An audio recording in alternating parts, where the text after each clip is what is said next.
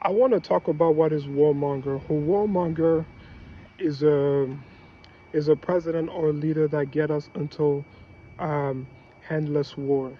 During the Bush administration, President George W. Bush got the United States until um, the Afghanistan war and until the Iraq war.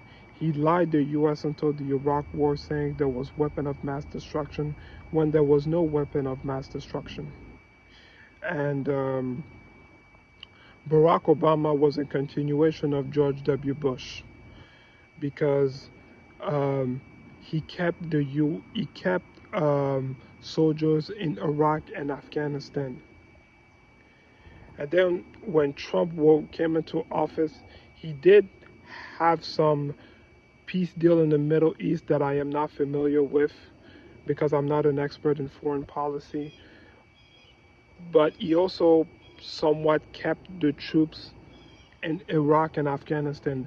Now, the last, during month before his term, he did try to um, get the troops out of Iraq and Afghanistan, but it was too late because he had to leave office.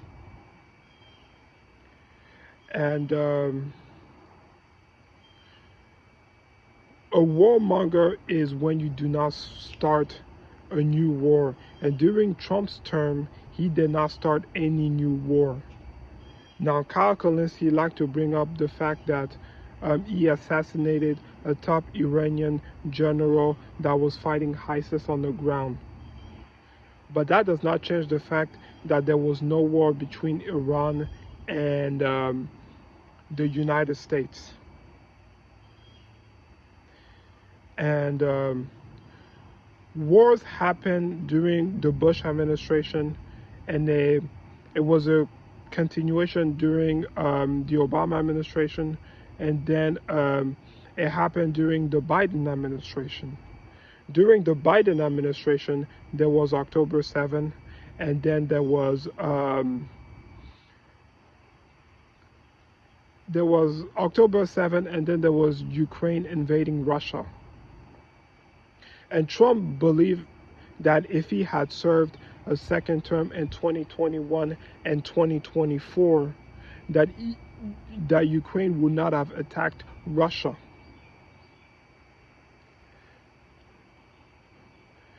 And what Trump is doing is pretty much cleaning Biden's mess, because just a couple days ago, he was able to negotiate a phase one ceasefire between Israel and Hamas. And I was kind of disappointed that he did not get a Nobel Peace Prize. But if he can break a peace deal between, let's just say, Ukraine and Russia, I think he's still working on that, then he can potentially get the Nobel Peace Prize next year.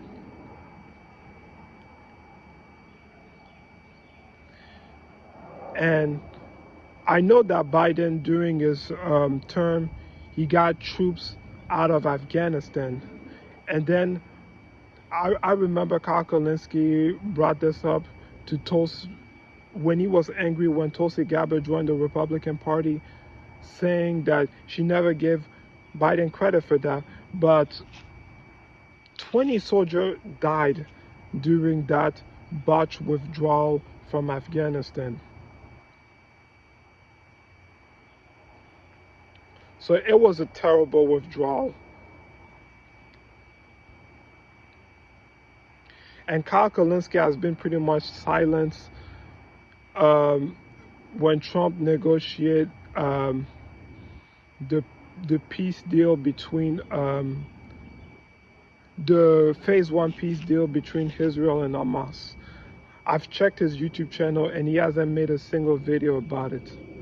Talking about Epstein, talking about how the U.S. economy is screwed, even though the Republican Party, I went through the poll the other day, they're still kicking the Democrats' rear end on the economy. They're up by 7 points. So I have been convinced that Trump has somewhat been the anti-war president, and he did stop a war between Israel and Iran, and then right now he's in a phase one ceasefire um, um, between Israel and Hamas. And October 7th happened during the Biden administration. And then when Kamala Harris was running for president, she said there's nothing she would do differently between the genocide that is happening in the Middle East. That's all I gotta say.